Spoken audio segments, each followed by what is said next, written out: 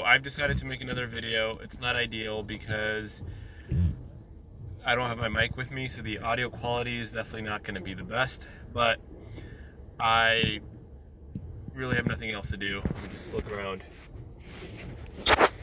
Welcome to my daily commute.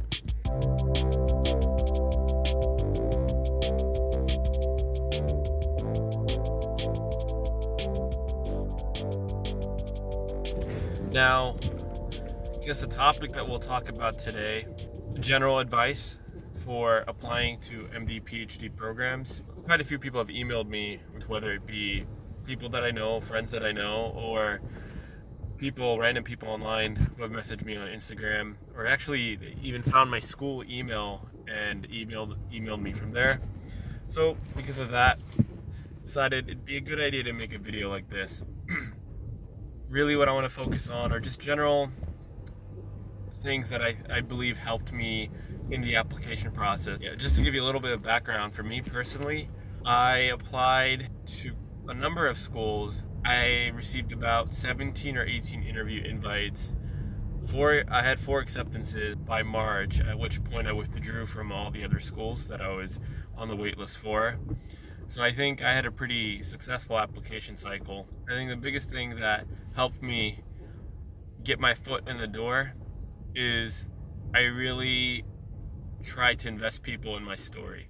And I think at this point, a lot of people are going to have the grades, the experience. So really what helps differentiate you from other people is selling your story, right? It's sort of like anything else in life. If you want something, if you want a position, you got to sell yourself. So to give you a little bit of background, in my family I have 3 siblings with a very rare genetic disorder, and that's actually how and why I got interested in medicine. And so whenever I wrote my personal statements, the way I wrote my personal statements was that I made sure that I incorporated that personal aspect. Right, I sort of made all my personal statements like a journey, and I can put up examples of those statements at some point if you guys would like to take a look.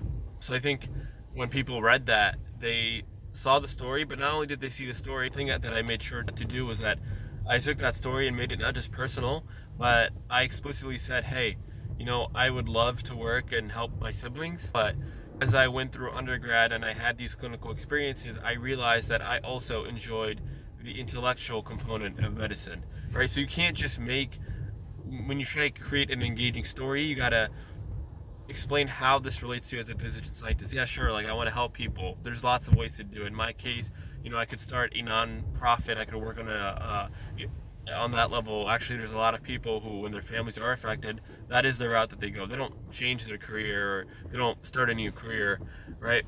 They can do a lot from where they're at. Now, in my case, obviously, like I was interested in the scientific aspect. Well, why? I mean, I showed in my statements that I got involved in research, that the idea of thinking my way through a scientific question was something that was very appealing for me, right? So I have the intellectual component, right? My personal story, my siblings, my family, but then I also have this intellectual component that shows that I understand the practicalities of working or at least the basic practicalities of being a physician scientist. Honestly, feel like if I didn't explicitly put there that I enjoyed, you know, when I was in the clinic, I realized that I think I had a statement like, my desire to help people is not just limited to my siblings. Also, I went on to say that I enjoyed the intellectual components of medicine and so on. I think that really benefited me. Okay, so I think that's a big thing. Sell your story, have an emotional component if it's there, have an intellectual component. Not everyone's going to have a story like mine, but everyone has a specific story, right? I'm not saying, you know, you don't have to have a very unique story, but what matters is taking that story and making it unique. And so that's for the general personal statement, but then the story aspect and getting the reader to invest was also something that I think was very useful for the research personal statement. So I have an example of my research statement up on my website, but sort of the same situation where I crafted a narrative, right? You don't just simply list the things that you did, but you show your research story. What did you do? How did you do it? How did it affect you. And so if you read through my story, I think one thing you'll get is that I tried to emphasize my growth as a potential physician scientist, as an MD-PhD applicant, where I started off in high school, learned some techniques, and then as I went through these different research programs, I learned about all these really cool approaches to research, and eventually I got involved myself. I started a major in computer science. At the end, my last research experience before medical school was in a statistical genomics lab at the NIH.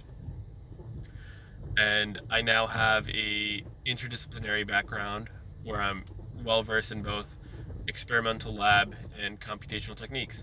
And that was my research story. And I showed, and then I also showed that this is the reason why I want to apply to bioengineering programs, because I have my sibling story, right? But then I also picked up these other components, and I realized that I really like the math and the quantitative aspects to biology, and that's something you can find in a bioengineering program. So I think those aspects, like having, I hope that makes sense, where you have an intellectual component and a emotional component to your story, right? But there is a story there. There is something that when someone reads it, they see the growth that what you've been through, your development as a potential physician scientist, and that there is also room for you to grow and learn throughout the program once you are in an MD-PhD program. So I think having all those components there is pretty important. Now, let's say you have, I don't want to say a basic story, but like maybe not the most unique story. Maybe you just want to become a physician scientist, or this is something that's just purely intellectually interesting. I think some type of emotional component to it. So this relates more to my wife. She's a PA student. So what she ended up writing about was when she was a kid, she used to read a lot of Nancy Drew books, apparently, right? These mystery novels. And the way she started off her statement was she talked about developing that love for mystery and solving problems. And then so there is the emotional component, right? Like sort of that highlights your innately, like in some way, like how you are, what you are, the way you think. You kind of show that aspect, and that's what she did. She then went on to talk about her actual clinical experiences and how that love of mystery and solving problems was something that she found in this field. But then it also was correlated with her scientific interest, the interest that she had picked up through her biology classes. So now she's taking this like emotional personality trait of loving mysteries, solving problems, but combining it with the desire to solve these problems in a biological or medical context. I think you take your personality trait or that emotional component and you combine it with a more intellectual component, right? Like the context, the science, the desire to solve problems. What I'm trying to get across is that medicine is not just about helping people, because if you wanted to just help people, right, there's a million other things that you could do. But why do you want to be in the clinic? What about the clinic appeals to you, right? Is it an emotional thing? Is it an intellectual thing? Is it both? So I guess that sort of went in the more general direction for med school applications. But anyway, that is just off the top of my head, just some general advice for MD, PhD, or I guess even, maybe even more generally, medical school, PA school, personal statements. If you guys have any questions, you can write me a comment or hit me up on Instagram. And I'm probably going to face this kind of traffic every day, so definitely look out for more videos, and you can hit the subscribe button to see those videos when they do come out. Well, thanks for watching, and hope you'll tune in next time.